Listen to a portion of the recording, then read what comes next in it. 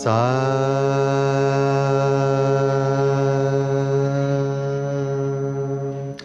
Hello friends, मैं हूं महेश और स्वागत है आपका अपने यूट्यूब चैनल स्वर सरगम में।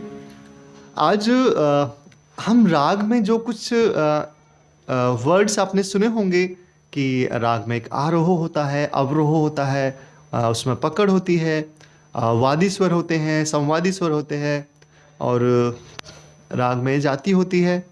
तो ये सारी चीज़ें आपने सुनी हुई है।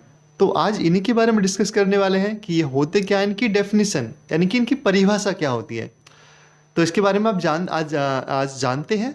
तो चलिए शुरू करते हैं। तो आप मेरी वीडियो को लाइक कर लीजिए, चैनल को सब्सक्राइब कर लीजिए और ऐसे ही अच्छी अच्छी जानकारी और अच्छा संगीत सीखने के लिए आप मेरे चैनल को सब्सक्राइब करके बेल आइकन को ज़रूर प्रेस कर लेना, जिससे आपको आगे मेरी वीडियोज़ की नोटिफिकेशन आपको मिलती रहे। तो चलिए शुरू करते हैं। सबसे पहले आरोह राग हम स्टार्ट करते हैं। तो आरोह क्या होता है? एक्चुअली किसी भी राग के जो स्वर होते हैं उनको आरोह यानी कि चढ़ते हुए क्रम में गाने को हम आरोह बोलते हैं। और अवरोह क्या होता है? अवरोह यानी कि उतरता हुआ क्रम, कि जब राग के स्वरों को हम उतरते हुए क्रम में यानी कि हायर नोट से लोअर नोट्स की तरफ चलते हैं, गाते हैं, तो वो उसका अवरोह होता है। आगे नेक्स्ट उसका पकड़ एक स्वरों का एक ऐसा समूह होता है जिससे उस राग की पहचान होती है। कह सकते हो आप कि स्वरों का वह छोटे से छोटा समुदाय जिससे उस किसी भी राग का पता चलता है, यानी कि वो राग की चलन को पहचान करने में वो हमें बहुत हेल्प करते हैं। वो हमारी पकड़ होती है। ओके, आगे हम समझते हैं वादी स्वर, कि किसी भी राग का वादी स्वर किसके कहते हैं। तो वादी स्वर का मतलब होता है कि किसी भी राग में लगने वाला, यूज होने वाला सबसे महत्वपूर्ण स्वर वादी स्वर कहलाता है। और वादी स्वर दूसरे जो बाकी के जो स्वर होते हैं राग में उनकी अपेक्षा ज़्यादा यूज होता है, ज़्यादा प्रयोग किया जाता है मतलब, और बार बार उस पर ठहराव किया जाता है। तो इससे उस राग का एक उसको हम मतलब कि उसको थोड़ा सा मुख्य रूप से उसको गाते हैं बार बार, तो उसको समझ में हमें आता है कि हाँ, ये राग का वादी स्वर है। राग वादी स्वर को प्रधान स्वर भी कहते हैं या फिर इसको राजा स्वर भी कहते हैं, कि ये बिल्कुल सबसे मेन होता है किसी भी राग में। ओके, नेक्स्ट क्या होता है? नेक्स्ट है संवादी स्वर। संवादी स्वर क्या होता है कि किसी भी राग में वादी स्वर के बाद, दूसरा जो महत्वपूर्ण स्वर होता है वो उस राग का संवादी स्वर कहलाता है।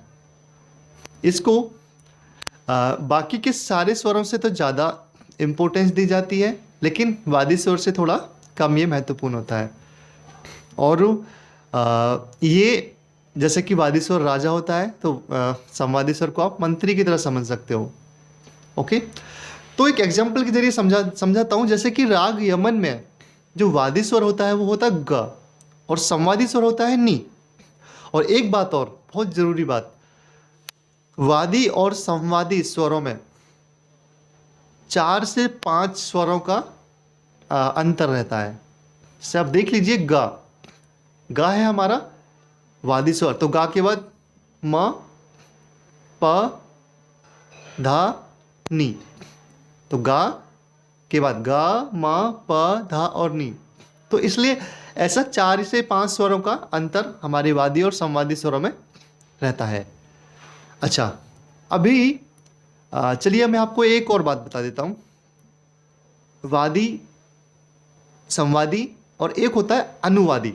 अनुवादी स्वर क्या होते हैं कि किसी भी राग में वादी स्वर और वादी स्वर और संवादी स्वर को छोड़कर बाकी जितने भी स्वर हो बचते हैं वो सब अनुवादी स्वर कहलाते हैं। ठीक है। नेक्स्ट होता है एक विवादी स्वर। विवादी स्वर एक्चुअली होता क्या है, वैसे तो देखिए राग में हम वादी और संवादी करते हैं, बट ये उससे रिलेटेबल है, तो हम इसको समझ सकते हैं अभी। तो वादी, संवादी, अनुवादी, और एक होता है विवादी। विवादी का मतलब आप समझ सकते हैं कि विवाद, कि जिसके होने से कोई विवाद हो जाए। इसका मतलब जिस राग में कोई स्वर यूज नहीं होता है, लेकिन फिर भी राग की सुंदरता बढ़ाने के लिए उसको हम कभी यूज करते हैं, कर लेते हैं। तो फिर से समझ लेना कि शास्त्रों में, यानी कि क्या कह सकते हैं कि रूल्स के हिसाब से, कि जो नियम रहते हैं, नियमों के हिसाब से जो स्वर राग में यूज नहीं होते, लेकिन फिर भी उसको सौंदर्य बढ़ाने के लिए हम उसका प्रयोग कर लेते हैं, वो राग का विवादी स्वर। क्योंकि राग का विवादी स्वर राग में विवाद उत्पन्न कर सकता है, कि राग का जो चलन है उससे हमें हटा सकता है। इसलिए जो बिल्कुल कुशल संगीतकार होते हैं, जो कुशल जानकार होते हैं संगीत के, जो सिंगर होते हैं, वही इसको यूज करते हैं। क्योंकि राग में यदि उसकी सुंदरता बढ़ाने के लिए यूज किया जा रहा है, तो उससे कोई राग में खराबी नहीं होनी चाहिए। तो चलिए आगे हम समझते हैं। हमने वादी स्वर, संवादी स्वर, विवादी, अनुवादी, आरोह, अवरोह, पकड़, ये किया। अच्छा, राग में एक होता है जाति। एक्चुअली जाति क्या होती है, कि किसी भी राग के आरोह अवरोह में स्वरों की संख्या के आधार पर हम जाति का पता चलता है हमें। और संख्या के आधार पर जाति के 3 प्रकार होते हैं। जब हमने राग का वीडियो मैंने किया था, राग के बारे में आपको बताया था मैं, तो मैंने एक बात बोली थी कि किसी भी राग में कम से कम 5 स्वर और ज़्यादा से ज़्यादा 7 स्वर होते हैं। तो जो जाति होती है, जाति में 3 संख्या होती हैं, 5, 6 और 7, यानी कि 5, 6 और 7। तो जब किसी भी राग के आरोह या अवरोह में 5 स्वर होते हैं, तो उसको बोलते हैं औडव। यानी कि उसकी जो संख्या के आधार पर जो जाति होगी, वो उसका नाम होगा औडव। जब ये 6 होगी संख्या, तब होगा साढ़व। एंड जब ये 7 होगी, तो होगा संपूर्ण। संपूर्ण का मतलब बिल्कुल पूरा, कंप्लीट। जैसा कि मैंने बोला कि मैक्सिमम 7 नोट्स होते हैं किसी भी राग में, यानी कि 7 में वो संपूर्ण, पूरा हो गया। तो 3 प्रकार की ये औडव, साढ़व और संपूर्ण ये जाति होती हैं। अब वो इन 3 जातियों से टोटल 9 जातियां बनती हैं, 9 प्रकार के कॉम्बिनेशंस बनते हैं। जैसे कि आप काउंट कीजिएगा, औडव औडव, और साढ़व साढ़व, संपूर्ण संपूर्ण, 3 तो ये हो गए। अब इसके अलावा औडव साढ़व, औडव संपूर्ण, ठीक है। अब ये औडव के साथ हो गए। अब उस साढ़व के साथ साढ़व औडव, साढ़व संपूर्ण, अब संपूर्ण के साथ संपूर्ण औडव, संपूर्ण साढ़व। तो ये 9 प्रकार की जातियां होती हैं, जिसके आधार पर हम रागों को वर्गीकृत करते हैं। क्योंकि हर एक राग में जो आरोह होता है और जो अवरोह होता है, आरोह में 5 नोट्स या अवरोह में 5 नोट्स, या आरोह में 5 नोट्स, अवरोह में 6 नोट्स, तो ऐसे करके अलग अलग ये 9 प्रकार के कॉम्बिनेशंस बनते हैं। और इसके अलावा एक चीज़ और होता है जो हम समझ सकते हैं, राग का समय। जैसा कि हम राग, जब कोई भी राग करते हैं तो उसमें समय आता है, तो जो उसके गाने या बजाने का होता है शास्त्रों के हिसाब से। वैसे तो आप देखो, कभी भी गा बजा लीजिए, कभी प्रैक्टिस कर लीजिए, तो उसमें क्या हो जाता है, उसमें एक प्रहर होता है।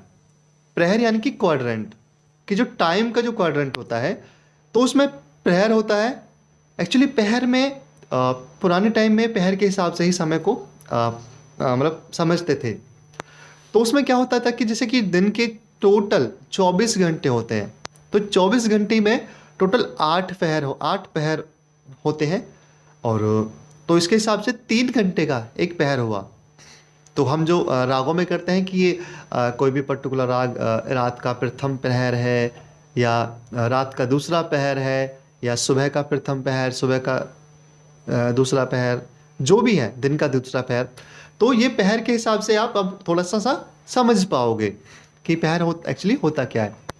ओके।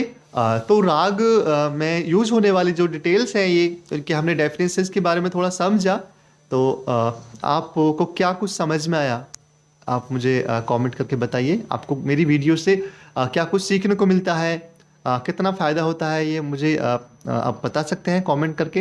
एंड आप वीडियोज़ को लाइक कर सकते हैं, उससे भी मुझे पता चलता है कि आप लोग जो कंटेंट मैं आपको आपके सामने वीडियोज़ के जरिए पेश कर रहा हूँ, आपको जो चीज़ें मैं शेयर कर रहा हूँ, तो वो आपको कितना समझ में आ पा रही हैं, और उससे मुझे पता चलता है।